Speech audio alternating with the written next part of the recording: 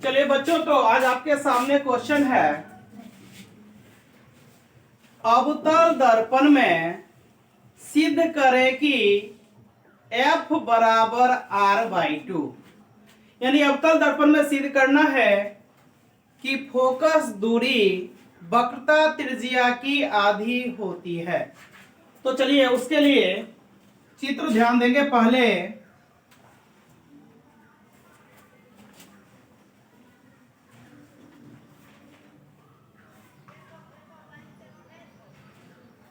इसको आप P अंकित करेंगे तो लिखेंगे, माना कि Mn एक अवतल दर्पण है जिसका ध्रुव P है। अब यहां पर कोई वस्तु AB रखी गई है, AB रखी गई है जिससे जाने वाली प्रकाश की किरण दर्पण पर कोई एक बिंदु ले सकते हैं। कौन सा बिंदु लेना चाहते हैं? बोले D बिंदु पर आपतित होती है और दर्पण से टकराने के बाद F से होकर गुजर जाती है। यह क्या हो जाएगा? F। क्या बताएंगे? माना कि Mn एक अवतल दर्पण है जिसके प्रधान अक्ष पर कोई एक वस्तु AB रखा गया है जिससे जाने वाली प्रकाश की किरण दर्पण से टकराने के बाद F की ओर आ जाती है। अब आप पढ़े होंगे प्रकाश के परावर्तन के नियम से। अब चलो यहां से हम लोग लंब डालते हैं जिसको बोलते हैं अभिलंब।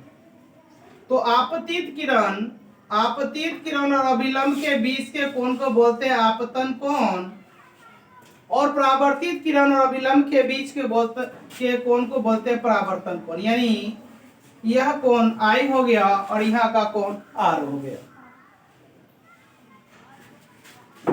अब चलिए गौर करते हैं। लिखेंगे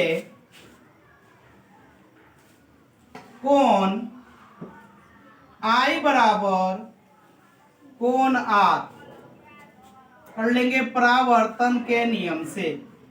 कोण I बराबर कोण R परावर्तन के नियम से। अब यहां ध्यान दें, इस कोण को यदि Q कहा जाए तो कोण I बराबर कोण Q। कोण I बराबर कोण Q। I बराबर कोण Q। बताइए क्यों होगा कोण I बराबर कोण Q? कौन सा कोण है बताएंगे? तो यह कोण हो जाएगा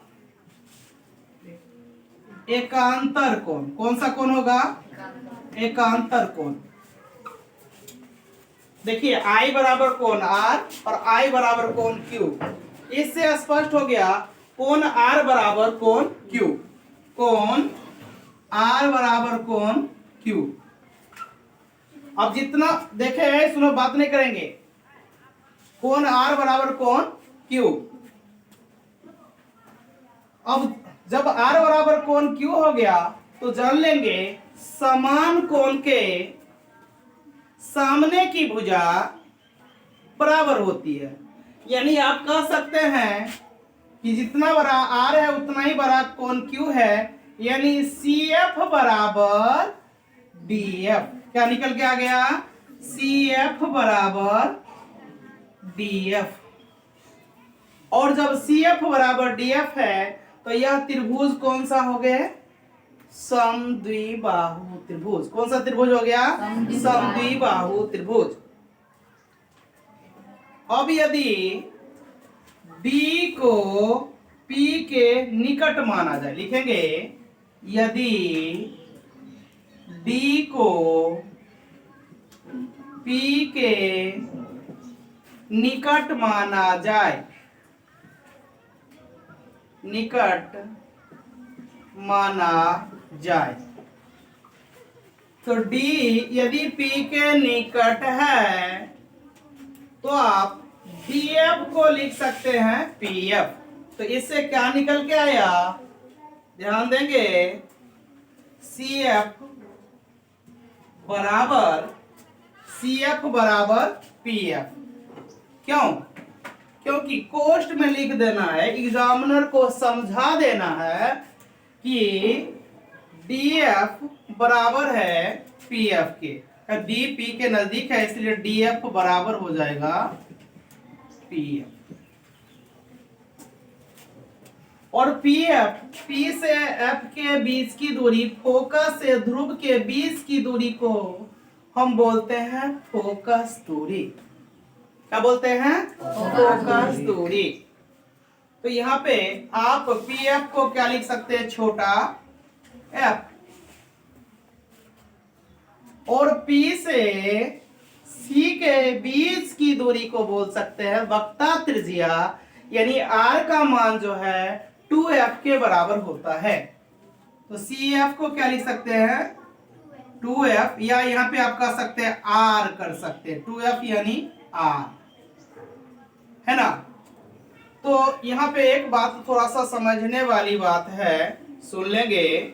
CF तो यहाँ हो गया और PF आपका यहाँ है। तो CF को आप लिख सकते हैं, CF को लिख सकते हैं पूरा जो ये रेखा क्या है, यहाँ से P से लेकर के C की दूरी है R, तो R का क्या हो गया, आधा। यानी आपका क्या साबित हो गया, F बराबर R/2। यहां से आपका ऑब्जेक्टिव भी हो सकता है पूछा जाए। आगे आप ध्यान देंगे, आपसे पूछा जाएगा प्रकाश के परावर्तन से क्या समझते हैं। सबनों को जानकारी है प्रकाश के परावर्तन के बारे में, क्या बताएंगे, बताइए, बताएं। जब कोई वस्तु एक दूसरे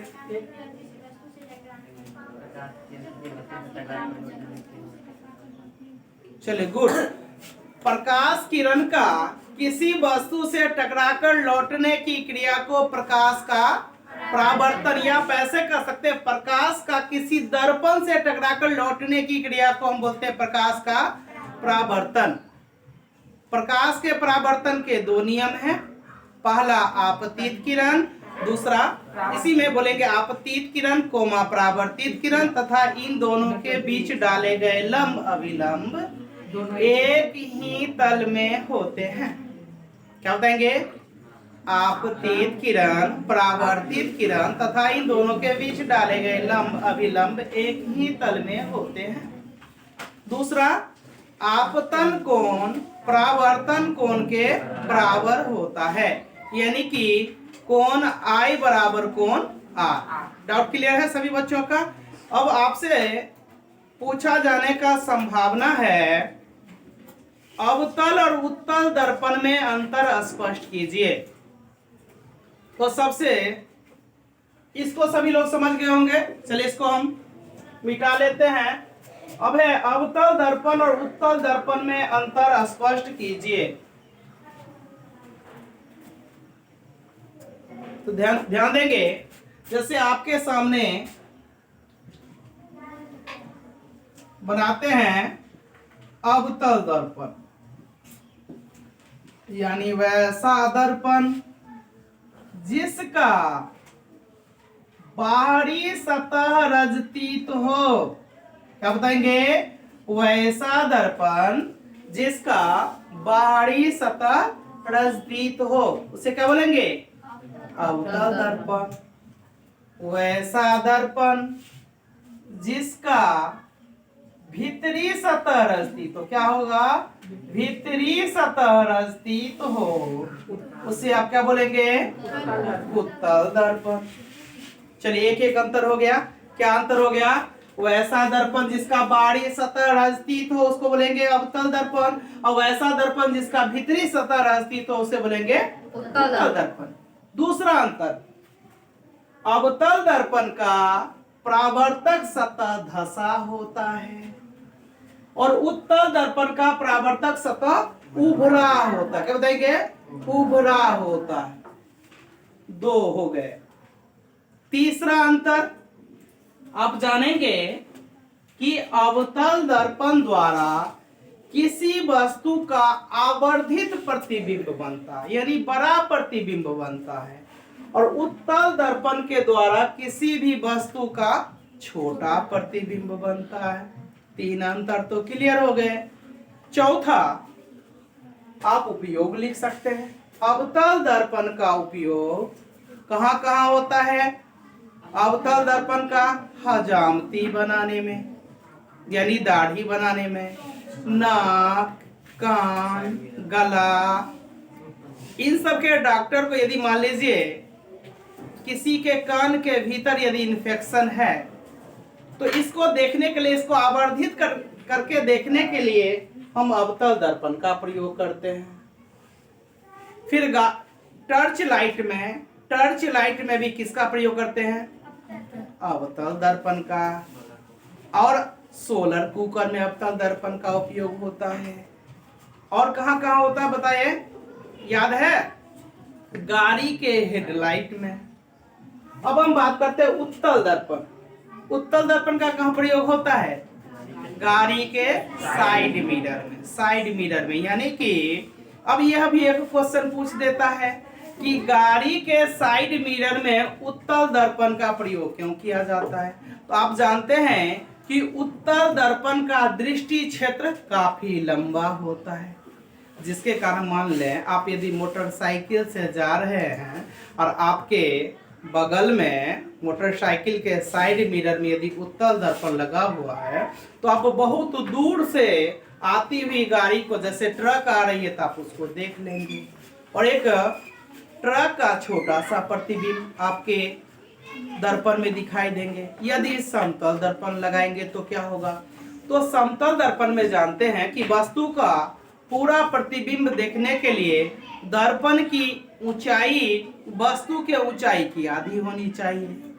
आप ही बताइए, यदि 10 फीट ऊंचा यदि ट्रक का प्रतिबिंब देखेंगे तो आपका दर्पण का ऊंचाई भी 5 फीट होना चाहिए। तब तो आप मोटरसाइकिल में 5 फीट का दर्पण लगा के चलेंगे, संभव है? नहीं। अवतल दर्पण में आवर्धित प्रतिबिंब बनता है, आवर्धित प्रतिबिंब दिखता है। इसमें यदि ट्रक का प्रतिबिंब देखना है तो हो सकता है अवतल दर्पण में ट्रक का एक चक्का का नटे आपका आ जाए दर्पण में, क्योंकि आवर्धित करके इसमें दिखाया जाता है। किसमें? बोलिए, अवतल दर्पण में। यहां तक आपका सभी लोगों का कंसेप्ट क्लियर है?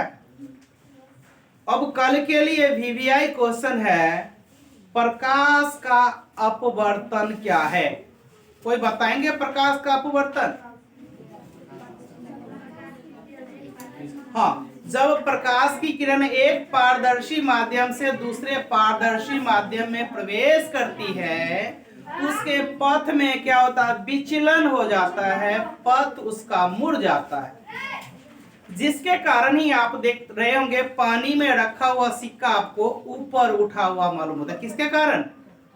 प्रकाश के अपवर्तन के कारण। अब आपसे पूछा जाएगा प्रकाश के अपवर्तन के कितने नियम हैं? एकदम याद रखेंगे, कल के लिए जरूरी है। तो प्रकाश के अपवर्तन के भी 2 नियम हैं। पहला बताएंगे, आपतित किरण, अपवर्तित किरण, और इन दोनों के बीच डाले गए लंब अभिलंब एक ही तल में होते हैं। क्या बताएंगे? आपतित किरण, अपवर्तित किरण तथा इन दोनों के बीच डाले गए लंब अभिलंब एक ही तल में होते हैं। दूसरा, आपतन कोण की ज्या और अपवर्तन कोण की ज्या का अनुपात एक नियतांक होता है। क्या होता है? एक नियतांक होता है, यानी साइन आई बटे साइन आर बराबर म्यू, जिसको एक स्थिरांक कह सकते हैं। यही होता है जिसको हम किसका नियम कह सकते हैं, पता है? स्नेल का नियम। स्नेल का नियम यदि आपसे पूछा जाए तो आप अवश्य लिखेंगे साइन आई बटे साइन आर बराबर एक नियतांक। यहाँ तक आपका। यदि प्रकाश का, बच्चे लोग ध्यान देंगे, प्रकाश का परावर्तन यदि आपसे पूछ दे तो आप इस चित्र को अवश्य बनाएंगे। ध्यान दें, प्रकाश का परावर्तन पूछ दे तो यहाँ जैसे आपके सामने समतल दर्पण है। कौन सा दर्पण है? समतल दर्पण। अब समतल दर्पण पर आने वाली किरण को क्या बोलते हैं? आपतित किरण। इस किरण को क्या बोलते हैं? आपतित किरण। और टकराकर लौटने वाली किरण को क्या बोलते हैं? परावर्तित किरण। इसको क्या बोलते हैं? परावर्तित किरण। इसको कहाँ बनाना है? प्रकाश के परावर्तन के नियम में। तो इसको लिखेंगे आप आपतित किरण। इसको क्या बताएंगे? परावर्तित किरण। परावर्तित किरण। और इनके बीच जो डाले गए लंब होते हैं उसको क्या बोलते हैं? अभिलंब। क्या बोलते हैं उसको आप? अभिलंब। अभिलंब। और आपतित किरण एवं अभिलंब के बीच के कोण को क्या बोलते हैं? आपतन कोण। और परावर्तित किरण एवं अभिलंब के बीच के कोण को क्या बोलते हैं? परावर्तन कोण। आपतन कोण को आई से सूचित किया जाता है, यह लिख सकते हैं आप आपतन कोण। यहाँ पे क्या लिख सकते हैं? परावर्तन कोण। परावर्तन कोण। तो इसको आप लोग बना लेंगे, आप लोग क्लास में सब पढ़े हुए हैं। यहाँ पे दर्पण को आप यदि चाहे तो mn से सूचित कर सकते हैं। इस बिंदु का नाम आप O रख सकते हैं। चलिए तो इसको क्लीन किया जाए।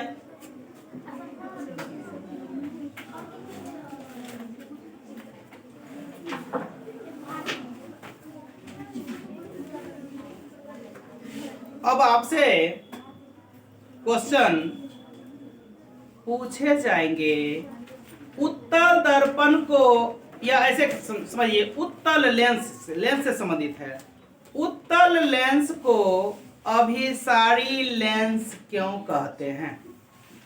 ध्यान देंगे, उत्तल लेंस को अभिसारी लेंस क्यों कहते हैं तो जानेंगे। जब समांतर प्रकाश की किरणें लेंस पर पड़ती है तो ये किरणें अपवर्तन के बाद एक बिंदु पर अभिसरित हो जाती। क्या हो जाती है? अभिसरित हो जाती। क्या बताएंगे? फिर से बताएंगे कि जब समांतर प्रकाश की किरणें उत्तल लेंस पर पड़ती है तो अपवर्तन के बाद एक बिंदु पर अभिसरित हो जाती है। क्या हो जाती है?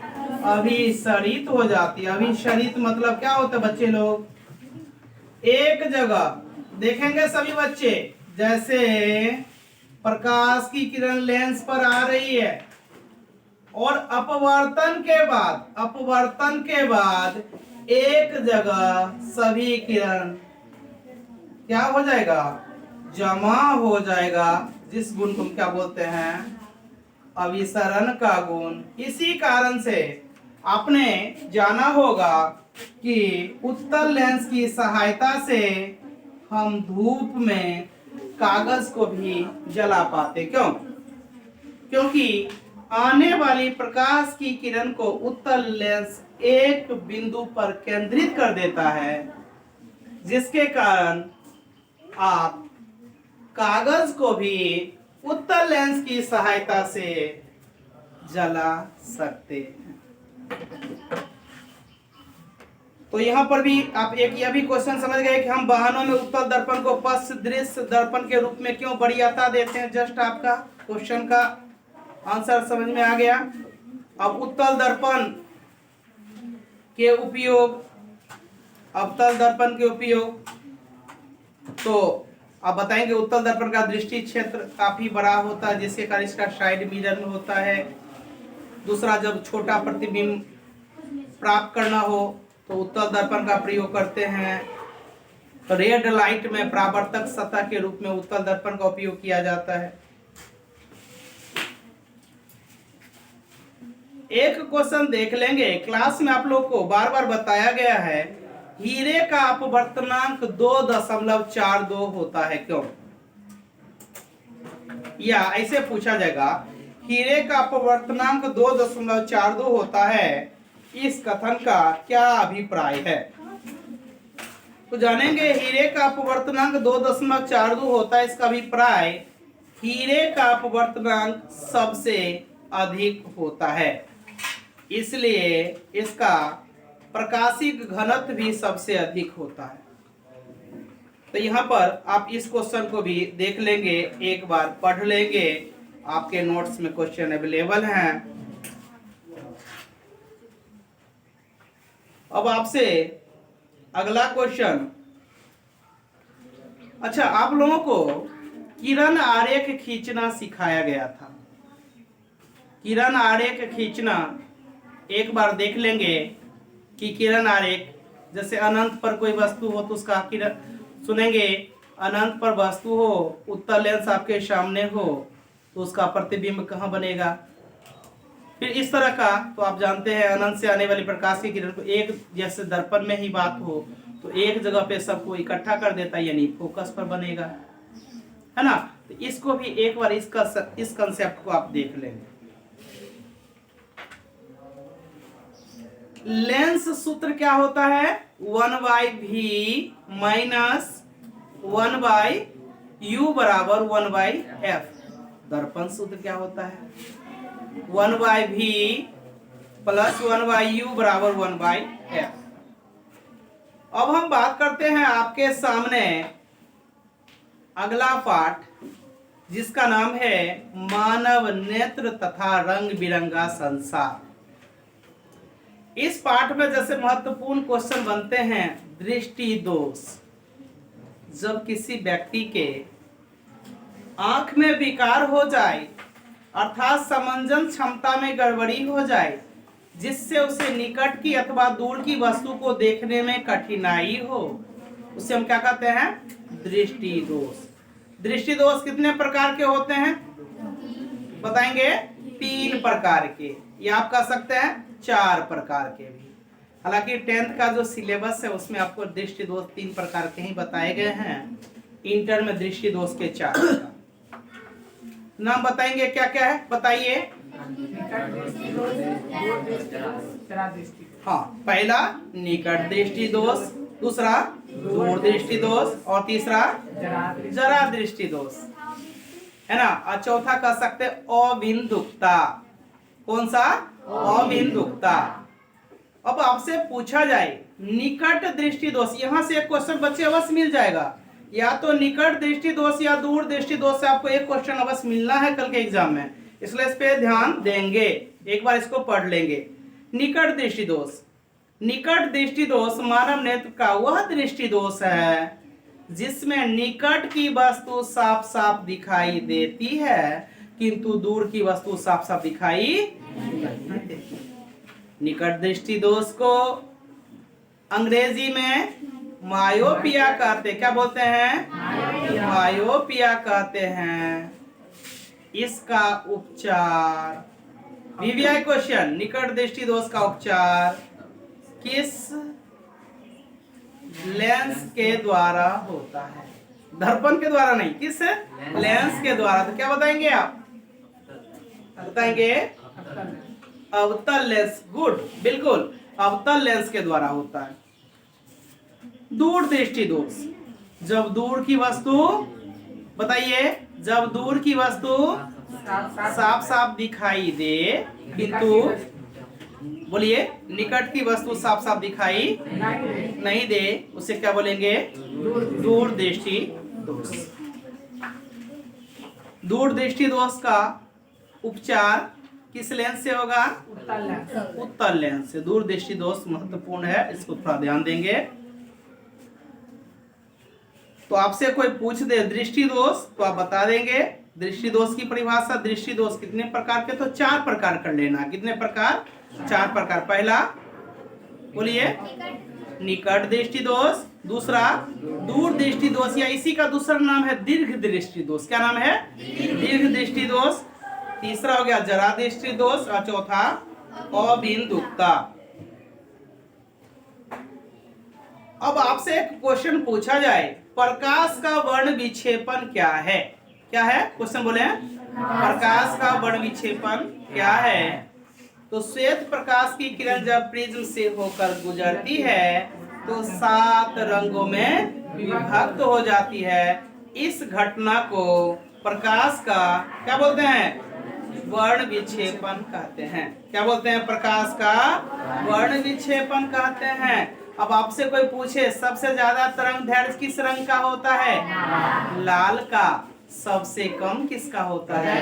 बैगनी का। इसको याद करने का क्या क्रम है? बैजनी आपिनाला। क्या बोलेंगे? बैजनी आपिनाला। वैसे बैगनी, जा से नी से नीला, हो से हरा, पी से ना से अलो से लाल। क्या हो जाएगा? बैजनी आपिनाला। तो सबसे ज्यादा तरंग दैर्घ्य 7800 एंगस्ट्रॉम किसका होता है? लाल का। और सबसे कम तरंग दैर्घ्य किसका होता है? 40 एंगस्ट्रॉम किसका? अब आपसे कोई पूछे पावर मान किसका ज्यादा होता है? पावर मान यानी शक्ति किसका ज्यादा होता है? लाल का। और सबसे कम किसका होता है? बैगनी का। शक्ति यदि आप देखिए, ध्यान देंगे, आपके सामने कोई एक बैगनी शर्ट वाले व्यक्ति हैं और एक लाल शर्ट वाले हैं, तो आप देखेंगे लाल शर्ट का प्रभाव आप यदि देखना चाहें दोनों व्यक्तियों को, तो लाल शर्ट वाले को थोड़ा पहले देखेंगे। यही कारण है कि रेलवे सिग्नल में, किसमें? रेलवे सिग्नल में किस रंग का प्रयोग होता है? लाल। क्यों होता है लाल रंग का प्रयोग? क्योंकि इसका तरंग दैर्घ्य अधिक होता है, इसका पावर मान अधिक होता है, जिसके कारण आपको देखने में सुविधा होती है। कोई दिक्कत है आपको? अब है, आपसे कोई पूछे आकाश में तारे क्यों टिमटिमाते हैं? इसका एक लाइन में आंसर दीजिए। क्यों टिमटिमाते हैं तारे? अपवर्तन के कारण। किसके कारण? अपवर्तन के कारण। तारे पृथ्वी से काफी दूर होते हैं। तारे पृथ्वी से काफी दूर होते हैं। अपवर्तन के कारण ही तारे क्या होते हैं? टिमटिमाते हैं। वहां से उनका प्रकाश पृथ्वी तक पहुंचने के लिए बीच में कौन सा है? बोलिए, बीच में क्या है? वायुमंडल है ना। तो इसी के कारण, वायुमंडल के कारण ही आपको यहाँ अपवर्तन मालूम होता है। अब आपसे कोई पूछे, बच्चे लोग ध्यान देंगे, स्वच्छ आकाश का रंग नीला क्यों दिखाई देता है? स्वच्छ आकाश का रंग नीला क्यों दिखाई देता है? कोई आंसर देंगे? तो आंसर आप बताएंगे प्रकाश के प्रकीर्णन के कारण। क्या बताएंगे? प्रकाश के प्रकीर्णन के कारण। नीला रंग जो है इसका तरंग दैर्घ्य सबसे कम है, पावर मान सबसे कम है। यदि रेस में मान लीजिए लाल रंग और नीला रंग को दोहराया जाए तो लाल रंग तो आगे निकल जाएगा और नीला रंग यह कमजोर है, तरंग दैर्घ्य जिसका कम है, यह दूर में ही पूरा फैल जाता है, जिसके कारण आपको आकाश का रंग नीला दिखाई पड़ता है। इंद्रधनुष के बारे में भी आपको बता देंगे, इस तरह आपसे हो जाएगा। एक बात ध्यान देंगे आप लोग, प्रिज्म से होकर प्रकाश के अपवर्तन का जो चित्र है इसको आप लोग अवश्य आज प्रयास कर लेंगे। अब आपसे पूछा जाए ओम का नियम, सभी लोगों को याद है ओम का नियम कब दिए? 1826 में। ध्यान देंगे सभी बच्चे, 1826 में जर्मनी के भौतिक वैज्ञानिक जॉर्ज साइमन ओम ने विभवांतर भी विद्युत धारा I में संबंध स्थापित करने के लिए एक नियम दिया जिसे हम ओम का नियम कहते हैं। क्या होगा? भी समानुपाती I। अवश्य लिखेंगे सभी बच्चा, क्या लिखेंगे? भी समानुपाती I, यानी भी बराबर IR। भी बराबर जहां बताएंगे भी क्या है, भी क्या है, नीचे आप लिख सकते हैं ऐसे, इस तरह का, जहां भी बराबर विभवांतर क्या है? विभवांतर। आपसे कोई पूछ दे विभवांतर किसे कहते हैं, तो विभव के अंतर को विभवांतर कहते हैं। क्या कहते हैं? विभव के अंतर को विभवांतर कहते हैं। I मतलब विद्युत धारा। क्या पढ़ेंगे? विद्युत धारा। कोई बच्चा बताएगा विद्युत धारा किसे कहते हैं? विद्युत धारा इलेक्ट्रॉन के सतत प्रवाह को विद्युत धारा कहते हैं। क्या बताएंगे?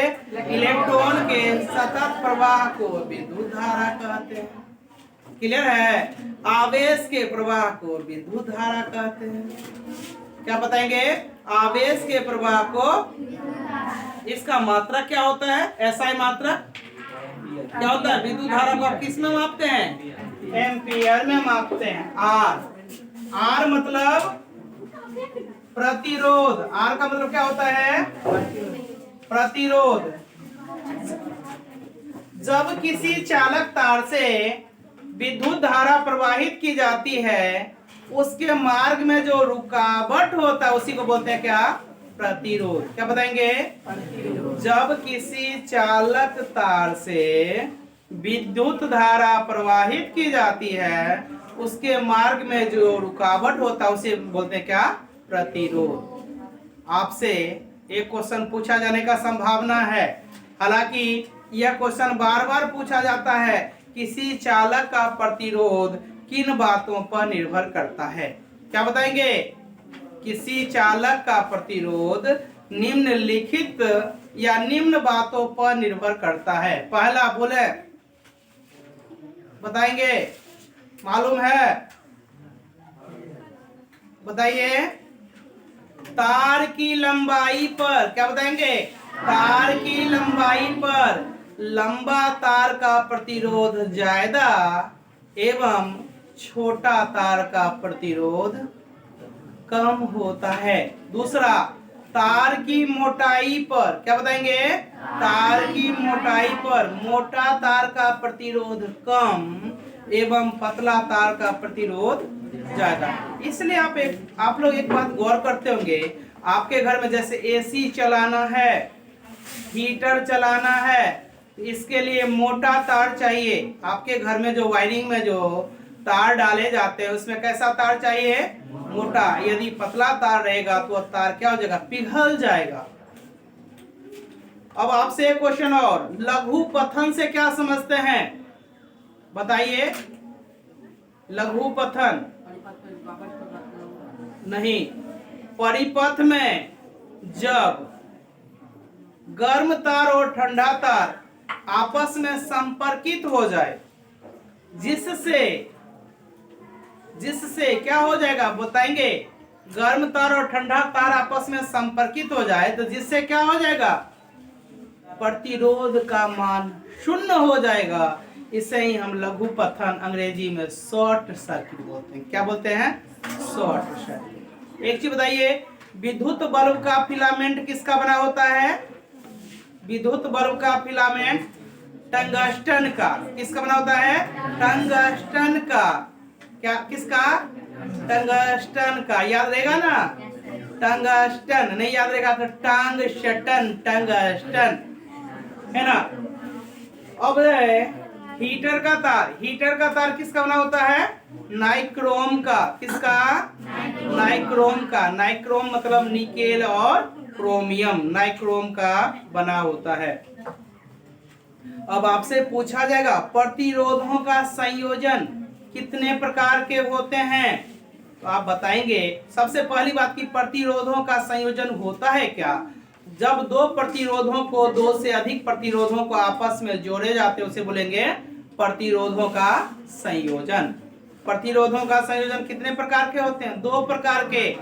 पहला हो गया श्रेणी क्रम संयोजन और दूसरा समांतर क्रम संयोजन। क्या हो जाएगा? पहला बताएंगे सभी बच्चे श्रेणी क्रम संयोजन और दूसरा समांतर क्रम संयोजन। यहाँ पर एक व्यंजक पूछा जाता है, एकदम ध्यान देंगे। श्रेणी क्रम प्रतिरोध का व्यंजक होगा R बराबर R1 जोड़ R2 जोड़ R3। R बराबर क्या होगा? R1 जोड़ R2 जोड़ R3। दूसरा याद रखेंगे, यह किसका है बच्चे लोग? श्रेणी क्रम का। समांतर क्रम का क्या होगा? 1/R बराबर 1/R1 1/R2 1/R3।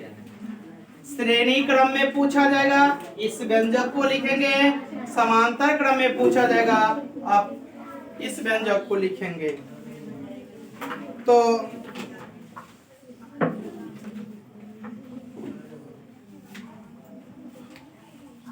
आगे पुनः हम आपके बीच उपस्थित होते हैं। चलिए बाय बाय।